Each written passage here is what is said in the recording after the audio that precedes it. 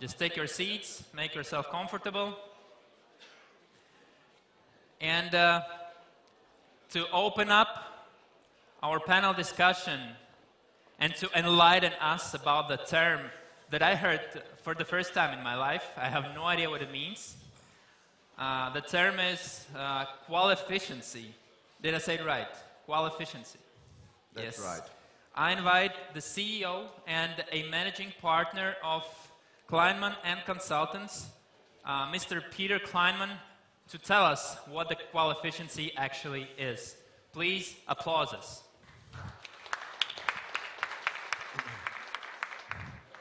Yeah, thank you for the short introduction. Good morning, ladies and gentlemen, also from my side, and thank you for the invitation here to the so far coldest day in the year, what we heard from your state secretary. So I'm really impressed about the temperature, also about the temperature we had this morning in the bus. Maybe that's something else. Talking about the mission of the Investment and Development Agency and also about this forum, I understand it should be that investors are coming from outside, should be invest in new ventures here, and buyers from outside should buy here in Latvia. But the question we have to ask ourselves is indeed what will be there the position of Latvia. Does Latvia want to be one of the other low-cost countries, or do you want to be price attractive? Do you want to be one of the most innovative countries, or do you want to be a fast follower or even a slow follower of technologies? I mean, that is a question you have to ask yourself. And when I'm talking today about Qualificiency, then, ladies and gentlemen, what I mean by this, I'm not speaking now about mega trends. Sorry for that. I'm also not speaking about fast driving young people, which is really attractive. I'm looking also to the Formula One races, but I'm talking about one of the most sexiest competitive edge you can have in your business life, and that is quality and high efficiency. Sorry to bring you back to the bottom, but all these modern things we will see afterwards, or we will have in our future, they are paid by today's competitive performance we have in our companies, and quality and efficiency is one of the most important ones. Only short to my background, because you see that I'm a consultant. There are a lot of jokes about consultants, but to tell you, I'm only since 5 years a consultant. Before I had a serious job, I was working like you in the industry as a COO, CEO, or mostly also on the quality side in the automotive industry. But one of the main things I would like to raise here, that quality always comes together with a lean culture. And maybe that is also something many of you will think, oh, lean is very old-fashioned and so on. No, it's not old-fashioned. There are a lot of companies which still didn't hear anything about it and are losing day by day by day a lot of money because their processes are not capable enough. And we were in Germany, the first company which introduces then all these lean structures after the famous MIT study was raised, the machines that changed the world. Maybe you remember still. And so we introduced 3 times these lean principles in a very successful way. What is our motivation? Speaking about these combination of lean and total quality, we speak about Qualificiency. Yes, we still need these tools. We need them like we need them also in the past, in the last 10 years, to be efficient enough. But the time changed there, because the big difference to our business compared to 10 years ago is that today the demand of a high volume and variety flexibility we didn't have in the past. Your customers are today globally, your suppliers are globally, information is available for everybody. So yes, we need these all tools, but we have to be prepared to be much more flexible regarding volume fluctuation and also variety fluctuation. And that will be also the challenge of the next years, because, I mean, it would be nice if you would order a car, you will get the car in 4 weeks maybe, and your wife tells, I don't know, 3 days before it should be delivered, we should change maybe the color of the seating. Why not? You can do that. Or like we discussed yesterday evening, to change also features afterward only by a software application in the area of lighting or something that. So flexibility will be the most important challenge. First driver, that is the productivity. If you look to this chart, you will see that we have always here to scope in the last years with rising costs we have each year. We speak about materials, about labor, about other costs. If you are in a fast-growing industry, or if you are here in the automotive industry, on the other side, you have each year you have a price erosion, you have to give discounts to your customers, you have in the automotive industry to pay upfront payments to receive an order, and that means this chart, that if you don't generate per year a productivity of 6 to 8%, you will lose. You will lose your efficiency, you will lose your profitability year by year by year if you don't generate minimum the 6 to 8%. And that is one of the first challenges. The second driver, when I speak about Qualificiency, is if we speak about capability in quality, we don't speak only about product quality. We speak also about the functionality of a product, on-time delivery, how good is your application engineering, how good are they listening to your customer, and so on. So that is something a customer of today is requesting also. And then we are coming to the most important item of quality, and that is about your image, your values, the company values. I speak about company values, about personal relationships, and about trust. And that is when I speak about quality, I always speak about company quality. And that is the most important issue, that is your competitive edge against your competitors. It's not so much the price. Also, if you deliver some day late, the customer forgets everything, but what he doesn't forget is if the quality is bad.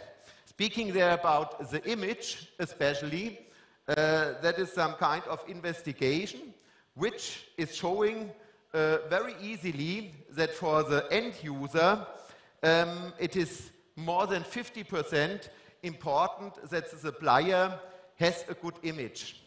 That means, that shows that also the supplier or the customer, the end customer, is interested in a professional supply chain, which gives a lot of trust and relationship. And the problem you see here on that page is that looking to the car industry, only 51% of all car buyers are sticked to one brand.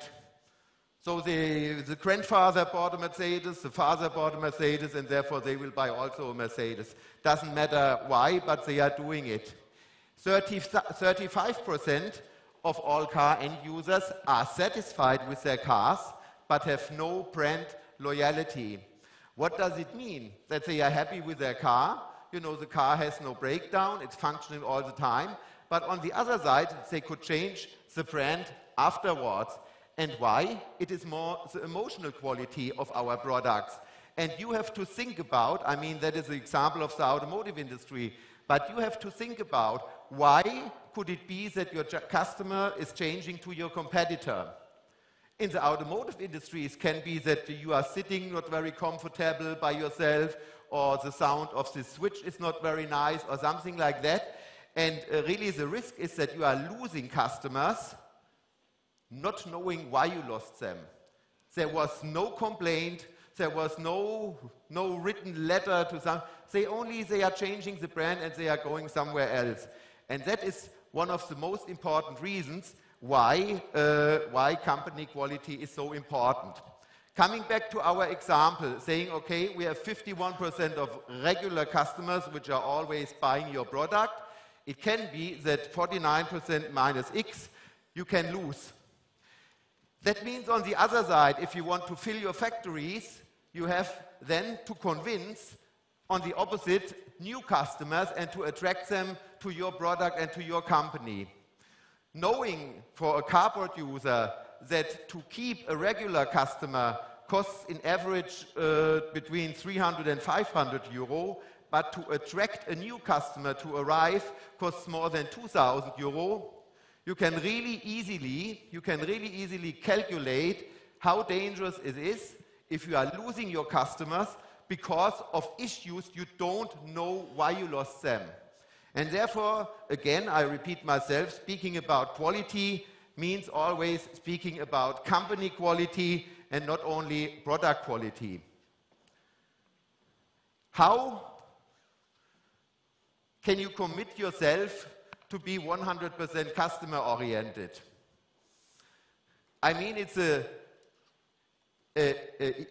easy question, but with a difficult answer somehow. Because what we have to do is that we have to fulfill the requirements of our customers.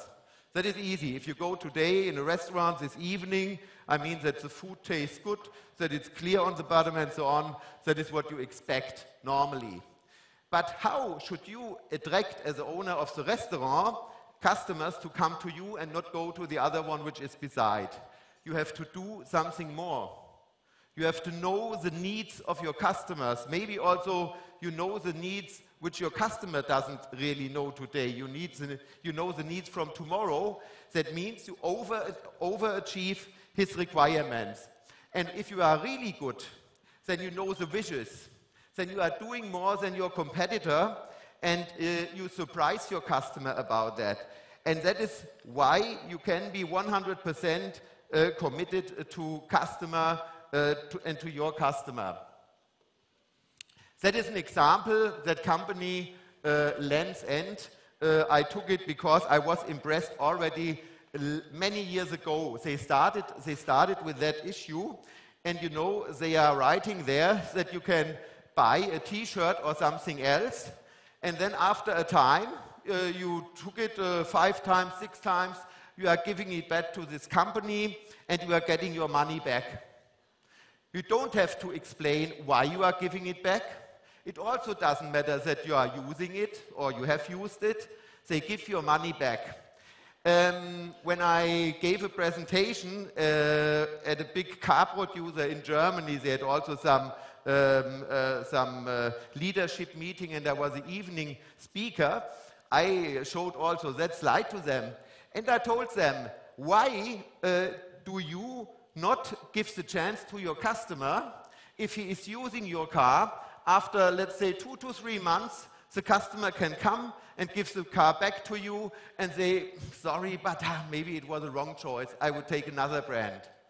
And you know, the reflection in that evening meeting, that was a very ambitious one. They are telling me, no, we cannot do that. You know, the customers, some of them will take it. They will drive all 3 months a new car and so on and so on. And I was asking them, that is, how are you thinking about your customer? You think they are all bandits and try only to get the money out of your pocket or what? You know, and that is the kind of change in a mindset you have to have regarding your customer. Yes, for sure, there will be some people trying to do that. They will buy 5 t-shirts, wear them, and after the summer they will send them back and get their money. But it's only a small portion. And you have to calculate that it's much more attractive than to have the other ones which are then buying in your company. How to come from product quality to company quality? That is quite difficult because you cannot buy it.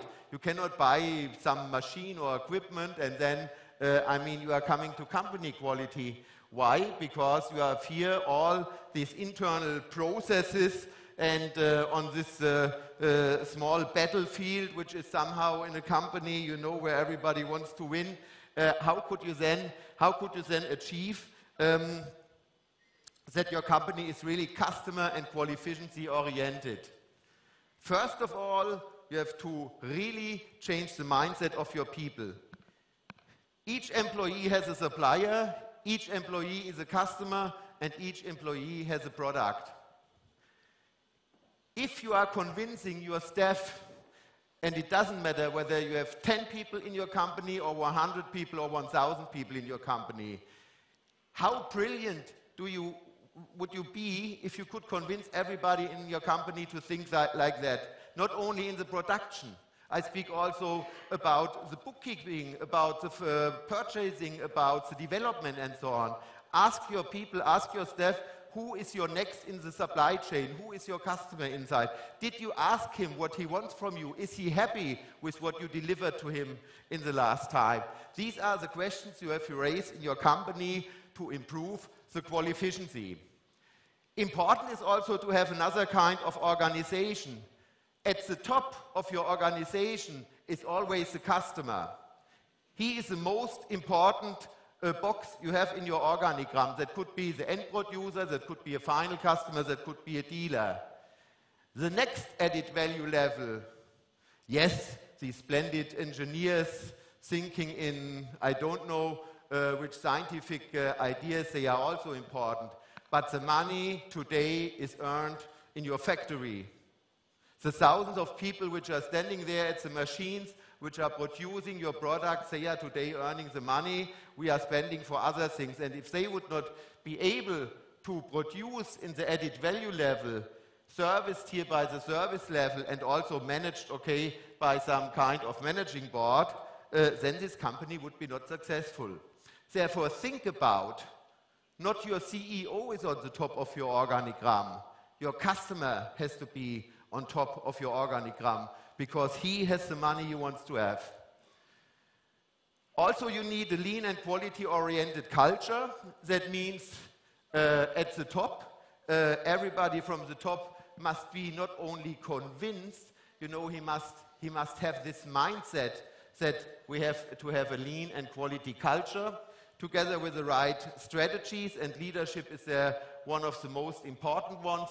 Quality first in all areas, and with the right methods you have here, and then with the right tools. You know, if you are organizing like that, and if you think, okay, I have here my toolbox, which of these tools are important for my company, then you are really, really on the right way. And I don't speak here about science and mega trends and something like that. That is basic work, ladies and gentlemen, and that is basic work we have to do day by day by day to make our companies more competitive. The most important requisite is here the right organization. Yeah, we have here, I don't know how many levels in this organization. That is very important, that he has a nice company car and a huge office and so on, and they are earning the money here, they are the value-added chain. But the process is going like that, and therefore you have to think about. The first thing to be qualificient is you need really focused factories in your company, small responsible units which are working with a high degree of entrepreneurship and which are able then to do as a, let's say, as a small fast boat their job. And there are different kinds of organizations. It depends on your product, it depends on your market, but important is the first thing to have the right organization. I worked very long together also with Masaki Ima, he's the founder of the Kaizen organization, and I met him also 2 times. That was really a pleasure. He told me, Peter, try to put in your company, don't get it, don't make it, don't send it. And that is the second phrase I would like to tell you. Everybody has a supplier, everybody is a customer, everybody has a product, and that is the next one. How splendid it would be if you say, I don't take something from my former colleague in that process chain which is wrong. I don't do something that is wrong, and I don't send something that is wrong. That is the kind of mindset I'm telling you again, and that is leadership, and that is something, again, you cannot buy with money. That is to convince your people, and it's also not something you can do in 1 month. It takes quite longer. What you achieve with that, from product quality to company quality. If you are good here in your production process and in your technologies, that is the easy one, because that is something you can buy with money. Innovation, product innovation, is something, okay, that can be also copied by your competitors. Organization and business processes, here you have really to think about how you select your team and how you build up your team. Sales strategy, marketing concept, that can be something unique your competitor does not have. But then comes the most important one. That is the human potential, that is the company culture, that is the company quality of your company. And as you see here, with that skill value you have here, that is also really the best protection against imitation. Because your competitor can really, he can copy a lot of you, but he cannot copy your company culture and the human culture you created in your company. That important is that you have the right vision. That means, where should my company be in 3 to 5 years? What is the picture, the big picture I have from my company? How can I lead the reality to the vision? That means you need strategies out of all areas of your companies, how to make the reality to your vision or vice versa. And there you know there are two kinds of companies. Some companies, they are sitting at the weekend in some leadership workshop and then they are creating the vision. We want to be in 5 years #1 in the market and so on. And then comes, you know, the day-to-day business and they found out, oh, it's not so easy. We have here a lot of problems in our company. Maybe not the best one. The second best one in the world would be also good. And there's a big difference between really the high performance and the companies which are going the easiest way. Stick to your vision and try to make it to the reality. And that is the most important thing here for the leaders. Set the right targets that you can see where your strategy should go, and then KPIs to measure and improve. And that is, let's say, the vision strategy cascade, also independent, whether you have a big company or a small company. Even if you are alone and you have your own company, that is something you have to do. And then you are on the right way. Definition top-down, realization bottom-up. Without a target, each shot is a strike, yes, because you cannot measure it. You have to then also to make a lot of communication. You have to show it to your people. Your operators also in the company must know whether you are on the right way, whether you are improving, or whether you are decreasing your results in quality, in delivery, and so on. So only well-informed staff, and I speak down to the operator at the machine, they all must know about the current condition of your company. Therefore, you have to inform them. They have to stand there. You have to explain them once per month, once per week, or nearly every day how you can improve. And that is a constant process of continuous improvement of your quality, of your efficiency, and also of your flexibility you have to do. First or last, a few on the costs, because normally people think quality costs a lot. I have a completely different view. For me, non-quality costs a lot. And the traditional point of view, which also in some universities still are trained, is that you have here failure costs which are going down, and you have here inspection costs, and they say, okay, that is here the optimum. But that would mean that you accept failures. You accept failures in your company, you are accepting waste, you are accepting that maybe failures are also going to your customer. There was Takushi who says each deviation from the optimum creates losses, also in business units.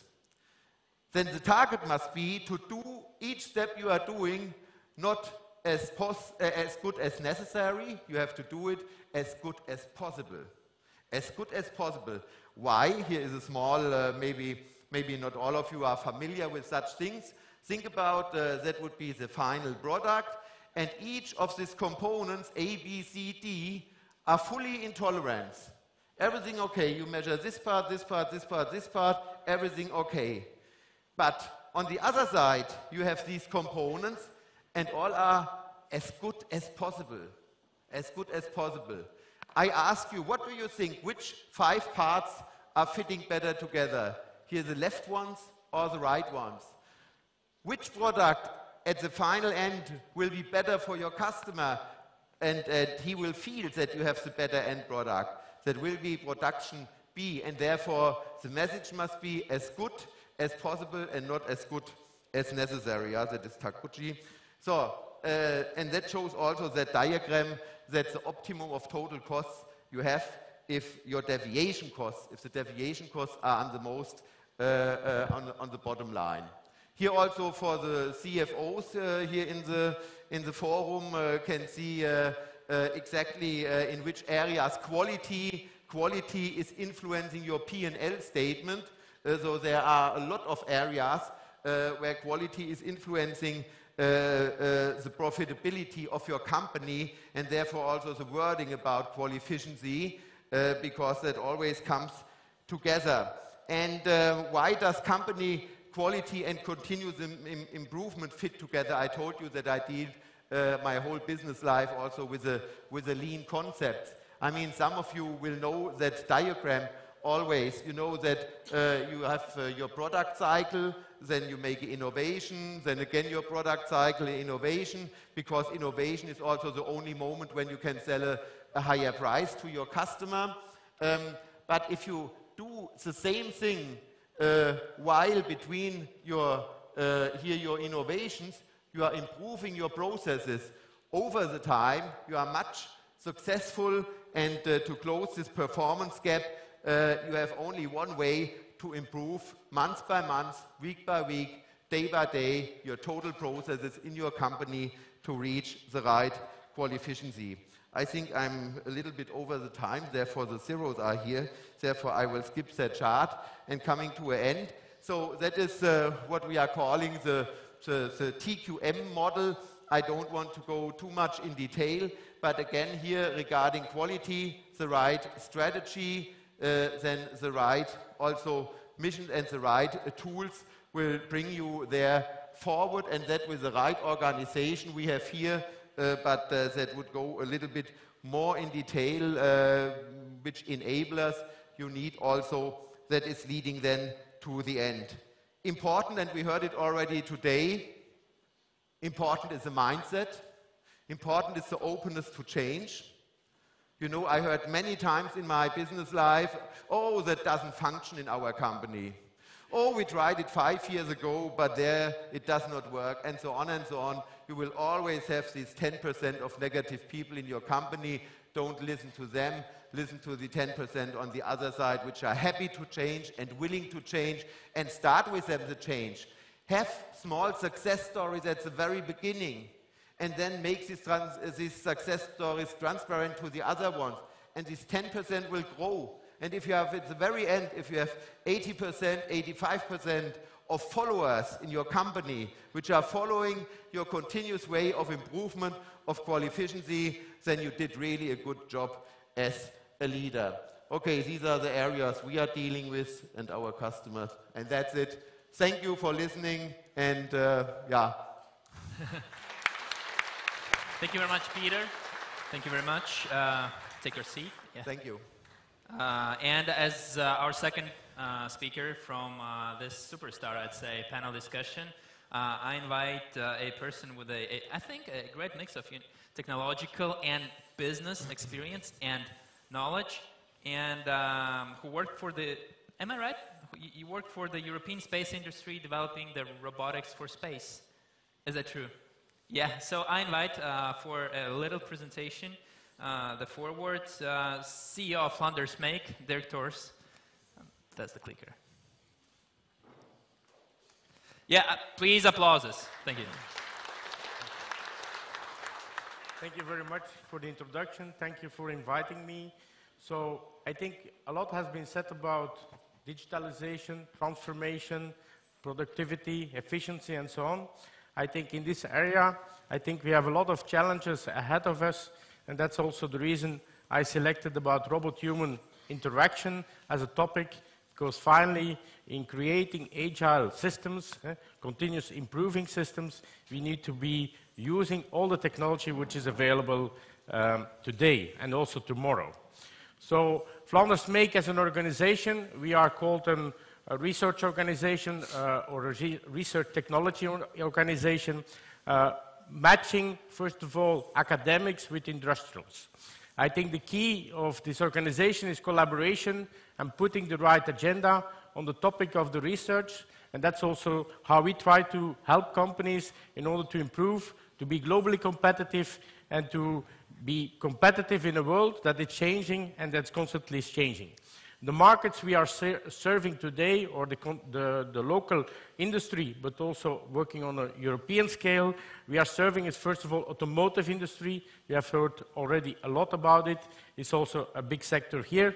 It's about product development. If you don't have great products, how will you achieve great competition? And then, of course, you need to embark into the new technologies which are available. Second sector is about machine builders. Today we are using everyday machines and we need to be productive. That's also the reason why we are focusing on production as such. We have a diverse ecosystem of companies we are working with on a daily basis. The reason of the diversity is to get inflow of new ideas. So it's bigger companies but also smaller companies. The only common ground of these companies is about innovation. Willing to innovate, having the mindset to innovate, and this is the reason why they work together, because they can exchange ideas and to strengthen each other. And I think I also recommend Latvia to really look for ecosystems which can strengthen collaboration, and then you can interchange and exchange good ideas with each other and be better than the rest of the world, because this is the only way you can survive. So having these good ecosystems, it means that you need to know what are the challenges of your industry. If the challenges of the industry are clear, you know you can build, and we have built a strategy especially on the challenges of the industry, but also looking to the long-term trends which are coming soon to us. And then, of course, you need also the research, the talent you have available in your country, but also out of your country, and that makes two strong organizations which really can help our industry. If we look to the challenges we are facing, first of all, it's about workforce talent. We need to train people with the new jobs, not only the older jobs. We need to increase efficiency and also quality. It's perfectly as Peter said, non-quality is a cost. So the better the quality, so you don't need quality at the end line, you need quality at every individual step. And efficiency is important because finally we are no longer in the situation where we can make mass production. Sooner or later, products and batches will be smaller and smaller, so whatever you make, it should be good, it should be responding to the quality needs of the customer. The products will be more complex because we are asking more from a product, more functionality, individual functionality. That's also the reason why our manufacturing environment should be agile and responsiveness to new things. And of course, a lot of competence we have in our companies is going away, so we need to find ways to capture this knowledge, to embark them, to transfer it, to put it into systems, and also to strengthen ourselves. So that's also the reason why we have built a strategy. We see smart interconnected products and production systems. If you look to a Tesla today, it's smart, it's autonomous driving, it's connected, all your data is going to the States, they analyze it, they do something with it. Products will be more and more tailored to the customer needs. So you need, if you order a car, all these options are tailored. It's a question, and every product is different. Of course, we are still living in a world where if we want to create sustainability, it's also about employability. So that's important. So I think, and I believe very strongly, that industry is really the backbone of our social welfare. So I think we have all good reasons to create a great manufacturing industry. And I'm happy to hear also that Latvia is really putting this on the agenda at the highest level.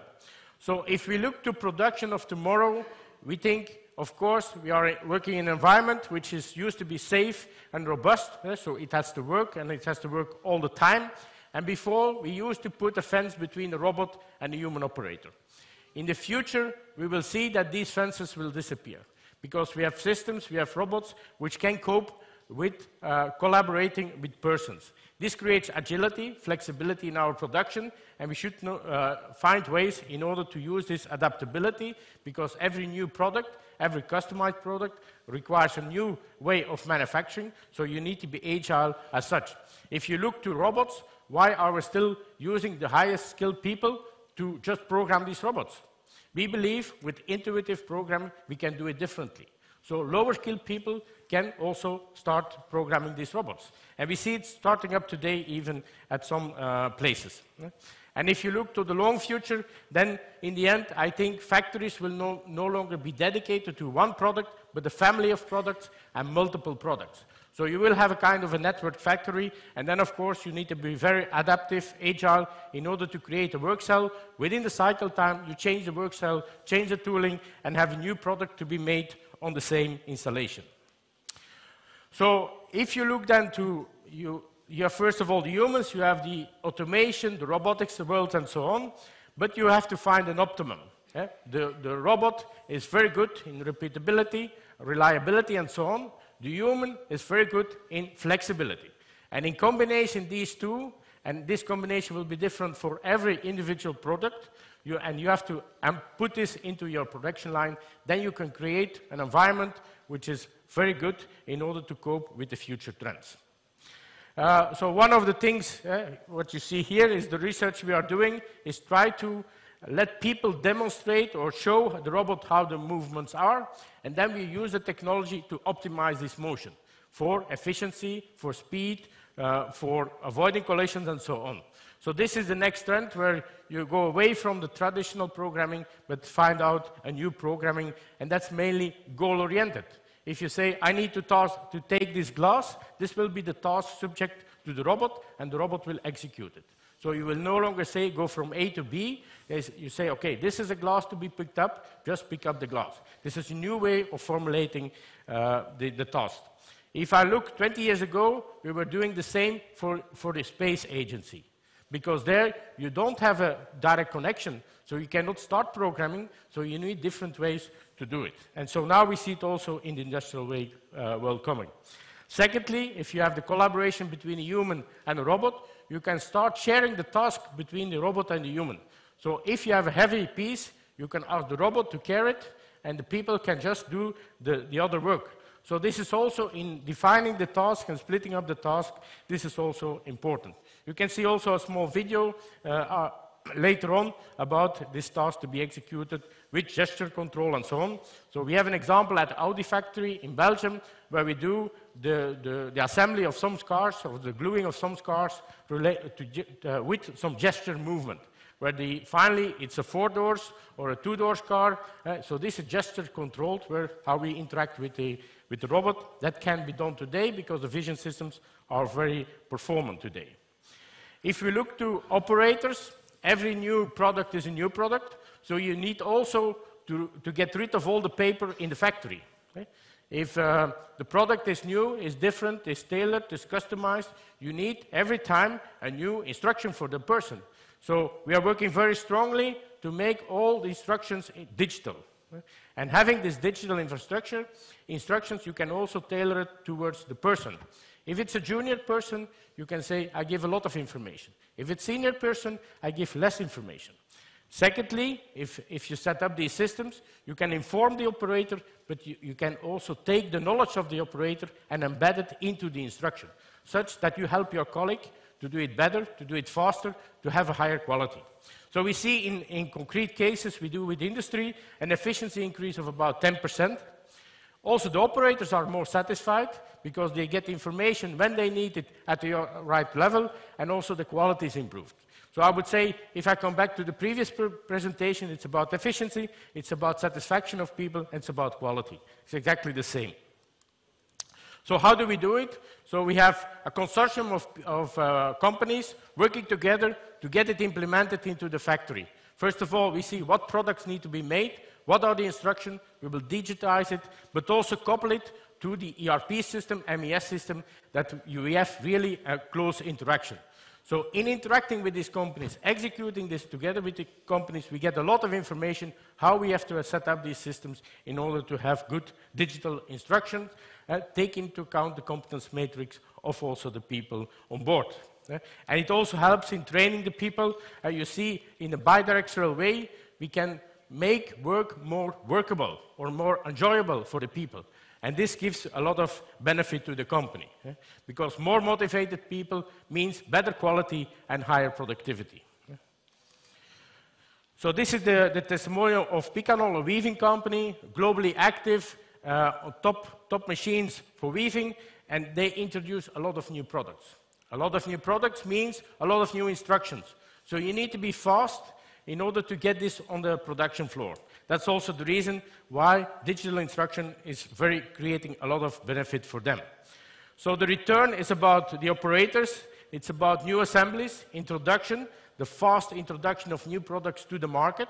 The longer we also, let's say, in time, you will see that products will be introduced faster and faster. So you have to cope with it, so you have to be ready to do this. It's about quality, it's about being able to provide complex products with the right functionality, meeting the needs of your customer, promising or overachieving what they expect. So that's about loyalty, and so finding customer loyalty at the end. And that's about company quality, company promise, company image. Because finally, the customer knows you are the best, so he will go for the best material in order to make the best products. So one of the things we also learned that in order to introduce technology, because it looks like it's very easy, but finally we have a lot of people in these factories and they need to get acquainted with the technology. Sometimes we forget, we just introduce the technology, but we forget about the people. And do they accept this technology? Because technology today is taking a little bit of decision control of the people, so we need to prepare them for this. We need to give them the feeling of being in control while the machine is taking over the control. And that's important that we have an environment where they can test it, where they can try it. So we have created also a trailer. So you have the trailer for the execution, you have the trailer for the productivity, where we really made this example where we were making a full compressor, a small compressor from Atlas Copco, from the picking side, from the ordering side, up to the full manufacturing, with automated screwing and so on. So these are a few images. On the left side, bottom, you see this compressor we are making. We have the interaction with the operator. On the right side, we are also developing an application for light switches and so on, which is always diverse because you are building a home and then you need 3 of this sort, 1 of another sort, and so on. So the diversity of the project is very high. So we are trying to use this 2-armed robot in order to create the products they need or the products the customer has ordered. Another aspect, you have in augmented reality we are using, but also we are working on virtual reality.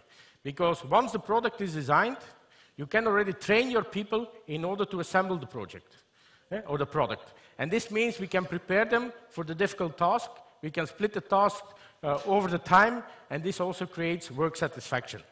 And this is the testing environment we will use with real industrial cases in order to bring technology closer to people. Because one thing we see is that the social acceptance of technology is a big issue, because in most cases you introduce technology and it's not used. So this means you lose a lot in efficiency and in productivity. So these are some images of this trailer and how it is used, and also how we use augmented reality in order to help the operator to pick the right parts, to put them in the right location, and to give instructions that he can collaborate with the robot. If the robot is too close to the people, we will also indicate the signs that he has to watch out. On the right side, you see also the detailed and tailored instructions related to the competence of the persons. And that's where I want to end. So I think technology is helping us to make this introduction, to make the digital transformation, and I think we have more than enough technology to make a better world. Thank you. Thank you very much. Thanks a lot, Dirk. As a third, and to close the presentation from this panel discussion, I invite a person who said, and I actually quote, Industry 4.0 is something that must be. We have to follow, or we're going to disappear. And let me welcome to the stage, and with your applauses, the Business Development Manager of TIETO Estonia, Mr. Heiti. Applauses. Thank you. It is a pleasure to be here. And as a business development manager, what it means? It means that for my company, I have to develop the business. But what is the business? When we are talking about the manufacturing industry with private sector, it can be part of business of ours as well. It means that I have to know quite well what is happening in this field, what are the pain points of our customers, how we can satisfy them. And this is what we do because as in complete IT and technology company, we know that private sector and manufacturing is the biggest part of most countries' GDP. It means that it is quite huge market where we can help to be more efficient. A few words about TIETO. Maybe you heard about us, but probably not, because we are not the company who is providing services for the private people. It means that we are quite hiding and we are making business-to-business cases. It is quite old Nordic company already. We will have 15 years old in this year. In almost 30,000 experts. We are thinking that we are also company. When you are mechanical engineering, we are also engineers. We are also creating some kind of value. We are also creating different information systems. So I see that there is the point where two areas can work together and be more efficient.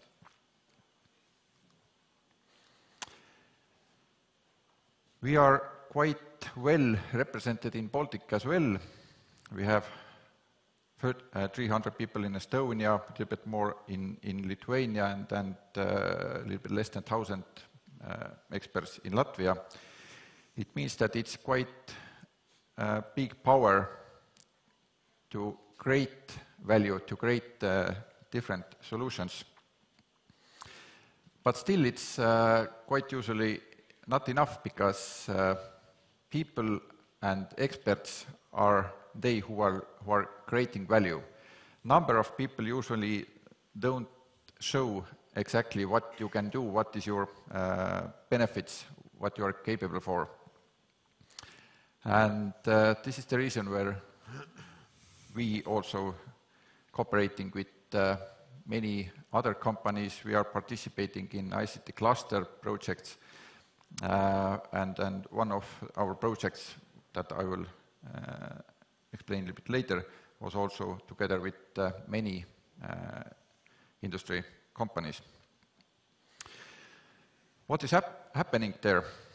Today, when we are talking about digitalization, it's not anymore in one field. We can discuss here about metalwork or industry, but it's so heavily connected to the healthcare, to the smart houses, to the smart mobility, to logistics, to smart grid, because all those areas together will create the value. We are living in the data-driven business age, and all are connected today. People are connected, businesses are connected, systems are connected, and all those things will be based on some kind of data. That's why we are calling this data-driven business. And the key point there is that we should be able to create reusable solutions or services. Quite oftenly, when I have met many manufacturing company leaders, they are expecting that IT should provide us services. We are not ready to invest huge amounts of money. Most of them, probably most of you as well, are quite easily ready to buy new machines, new benching, new bending machines. But quite oftenly, there will be still missing part of this IT, how those things should be connected. Because all those machines will create a lot of data that could be used for efficiency, to analyze what is happening actually in the shop floor, what is operators doing there, how is this life and process in real time. And this connectivity, this integration is quite oftenly the big problem, where this efficiency and also quality can be hid. That's why this platform or connectivity and our competencies will be valuable. Of course, when you are going, example, to sauna or spa, you are buying ticket, you are expecting, of course, that the sauna is already warm, in the pool is already water. You are not expecting that when you're buying ticket, somebody turns it on and you have to wait 1 or 2 hours, or somebody turns the water on. You are expecting that when you buy, then you get it. It's the quite same with industry, between industry and IT. Usually, industry companies are expecting that when IT company will come to sell something or offer something or promise to create some kind of value, the expectation is that they already know what we are doing, where is our problem, and how they can solve it. When you are going to the family doctor, example, then you also expect that the doctor must know what kind of problems you should have. But the doctors also have to know what is your symptoms to make this diagnosis. And in this industry and this cooperation between IT and industry is the quite similar case.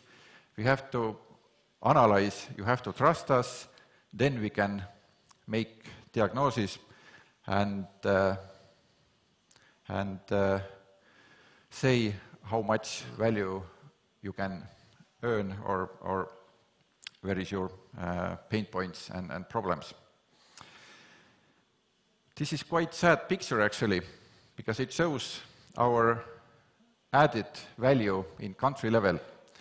And Baltic countries are in the quite end of this list. This is European average. And at least in Estonia, we have made this kind of policy. We have made target that we would like to be at least in average of European Union by 2013. It's quite many years to go that to get the average of European level. Of course, there is Germany, there are big manufacturing industry countries ahead of us.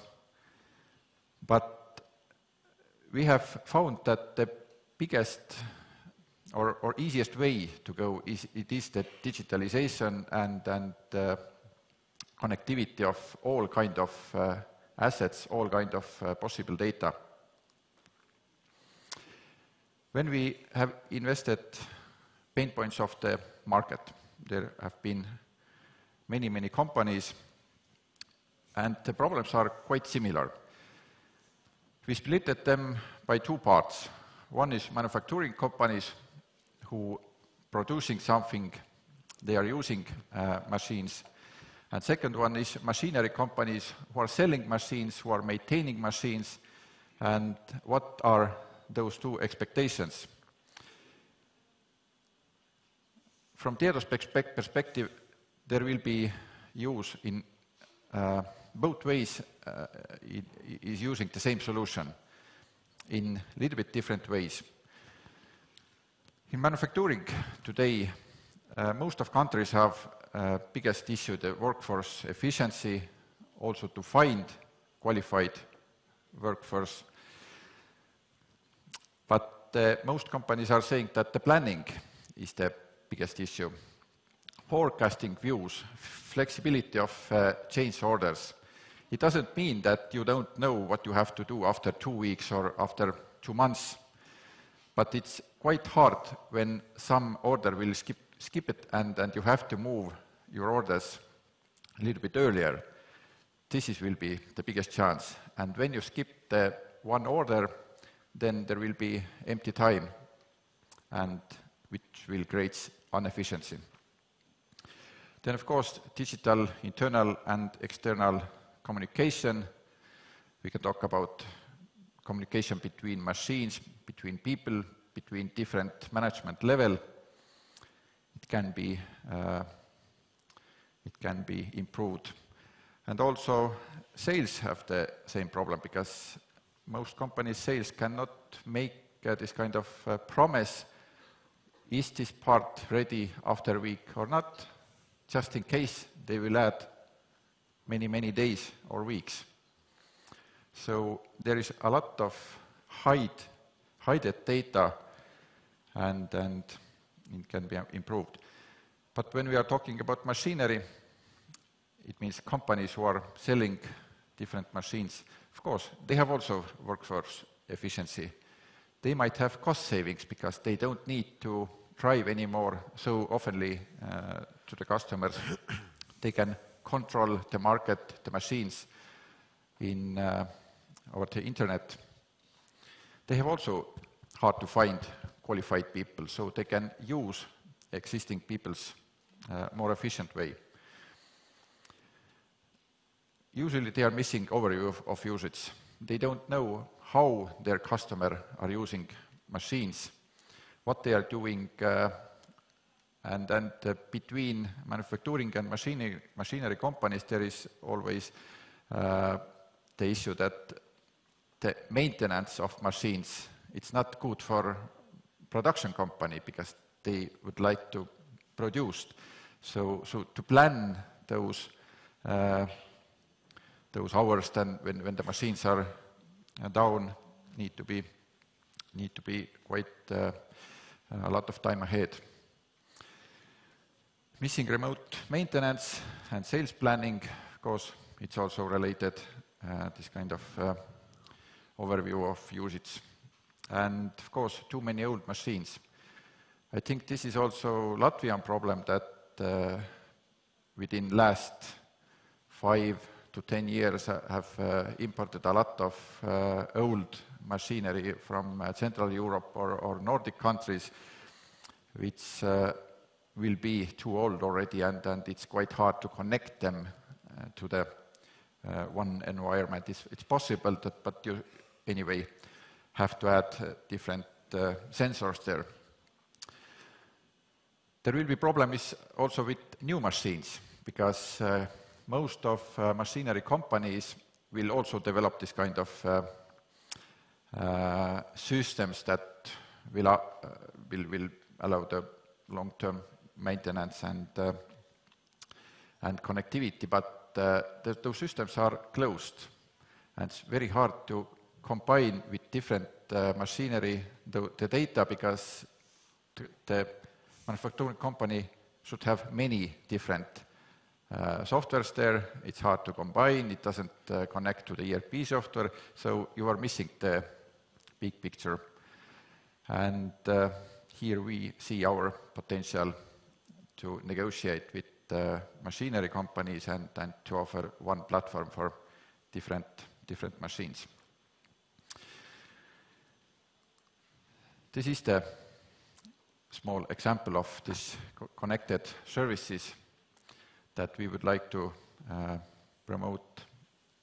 We believe that all assets, all systems in the company must be connected. Only then you can have the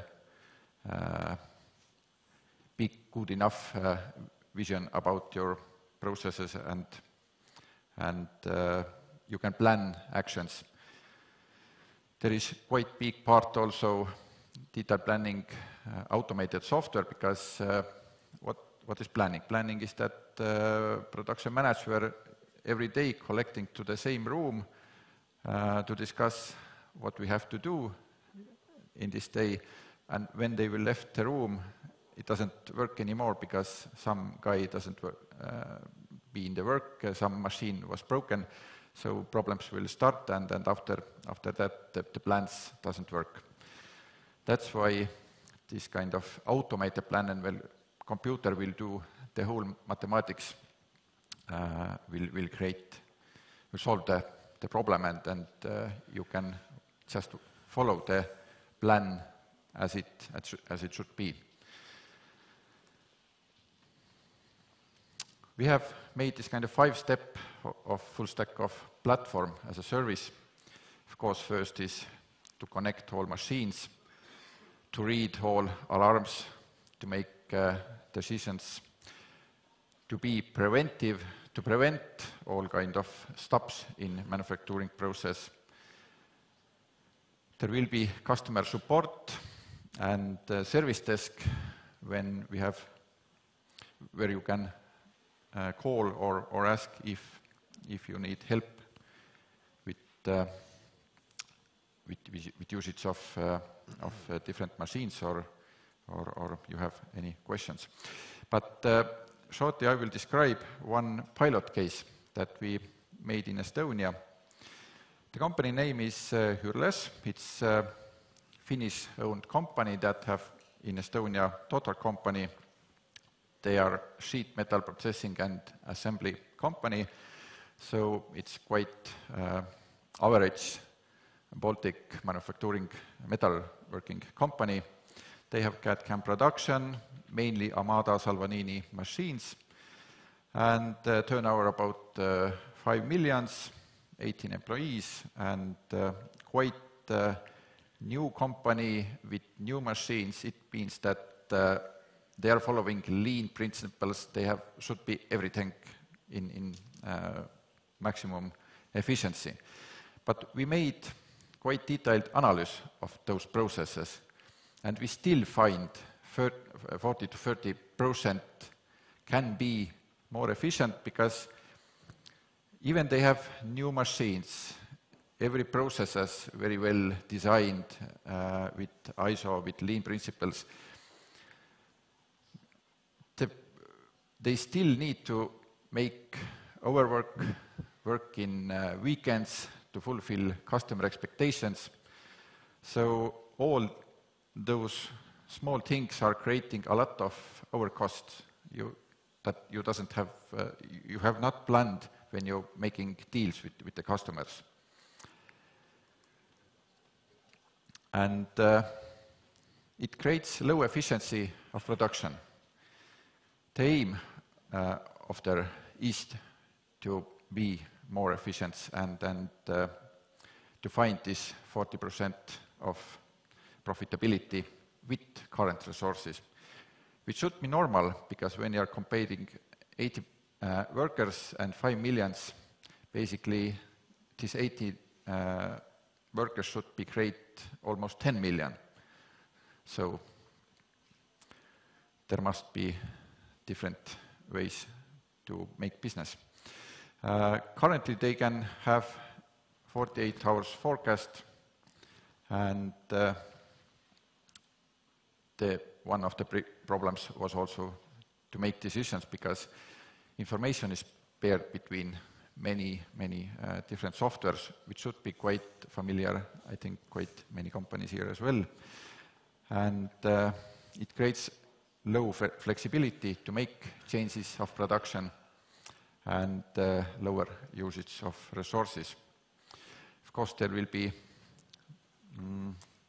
have to be motivated people to find the solutions, how to motivate people to be more efficient, reduce overtime, but also reduce overtime extra costs for salary, heating, electricity.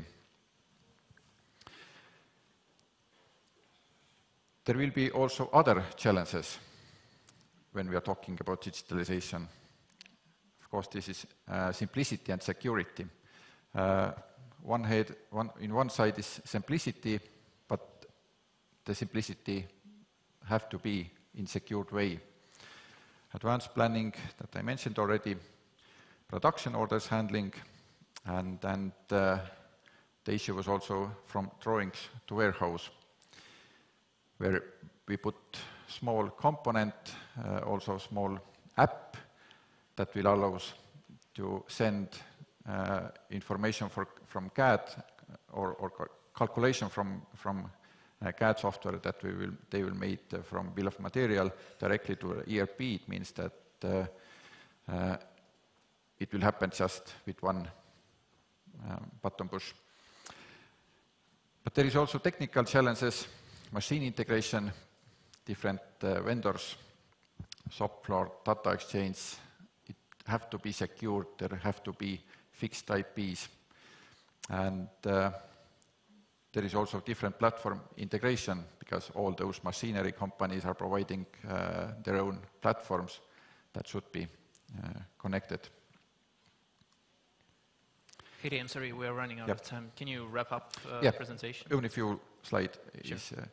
There is also legislation and privacy risk. As you know, from the May will be happen this GDPR, European privacy law, and you have to take care about personal interest and then privacy of data. And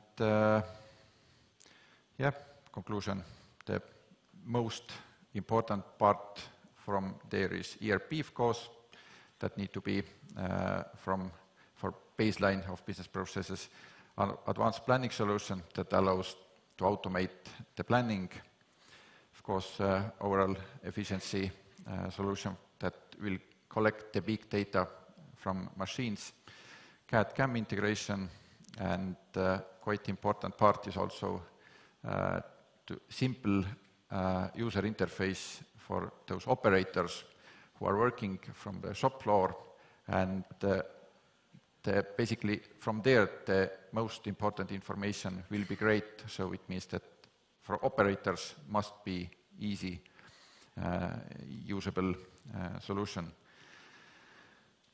After that, this is just integration, and the user experience is one hell of an important part. It makes life easy and understandable for all participants of those processes. Thank you very much, Heidi. I think it's going to be all right if I ask at least one question to all three of you, and maybe you can answer in a fast manner, like in 3 sentences. But it's for sure, I think, that those entrepreneurs are going to implement, integrate a lot of technologies, new technologies, digital, physical, tech, robotics and stuff into their processes. But from my experience, I know that there is a lot of social resistance, not to use some of the tech, because you have to learn, you have to, you have to change the behavior. So my question is, what would be your best suggestion, like in 3 sentences, to the entrepreneurs we have here in the room, how to help this to improve the social acceptance of technology within the company? Can anyone start? Heidi? It has been at least in Estonia, also this kind of issue that came out when we started to push this industry 4.0 politics, and we start following what is happening in Germany. We understand that digitalization is important, but and also company leaders will understand that, they agree, but there it stays. So there is also question, but how it's related for me? Okay, they will digitalize, but it's not like some others will do that. So it's quite important that everyone will understand. It is like market education to change the mindset. Yeah, I see. Thank you very much. Dirk? So I think for me, I think the best advice is to, let's say, do it bottom up and to have quick wins. Because I think if you show people that technology is creating added value for them, they will embark in this journey of digitalization. But you need also good examples that people talk in a positive way about it. And I think that's where you need the people to get them embarked as soon as you start having the ideas of introducing new technology, that they are the best, let's say, supporters of this technology. And if you have the bottom-up approach and having quick successes, then you can do much more. So you can start small, ending big. I see. Peter? Yeah, I mean, if the operators think that they will lose their workplaces because of robots or software solutions or something else, I mean, we had the same problem also by the introduction of all these lean instruments, because the people recognize that we want to make more productivity, and they connected more productivity automatically with, oh, maybe I will lose my workplace. So that was really, really the same discussion we had at that time, and we still have today, where we want to increase the productivity of companies, and that is also increasing productivity. The only thing and the only solution from my point of view is to involve the people very early in such a project and to tell them it's not to decrease the workplaces, it's to be more competitive in the future, to increase the turnover and to have more workplaces than in the past. And step by step, the people are recognizing that. There is one hint, and if I remember your slide, Heiti, you had here pain points of the industry. There was a workforce efficiency. I would say the most important pain of the industry, sometimes not in that conference, are sitting in those conferences. These are CEOs which are not taking their leadership approach and telling their people in the right way how the company will look like in the next years. And then they will also have an understanding for those integrations. There have to be people first, always. People first approach. And then from the bottom up, that's what I understood. And communicating very well and showing the examples of the good practices and the reasons why we do this. Yeah. Very good. Maybe just a small anecdote. So we have, today we have Continental in Belgium. Yeah. So they embarked in this full digitalization journey. They are producing much more with also much more people. I see. It's as simple as that. So it's not about losing the job. It's if you are in a better productivity environment, you're competitive, you sell more, so you need more people to do it. Yeah. I see. And so we have to actually make it clear to the people that work for us. Thank you very much. Let's give a round of applause for these gentlemen.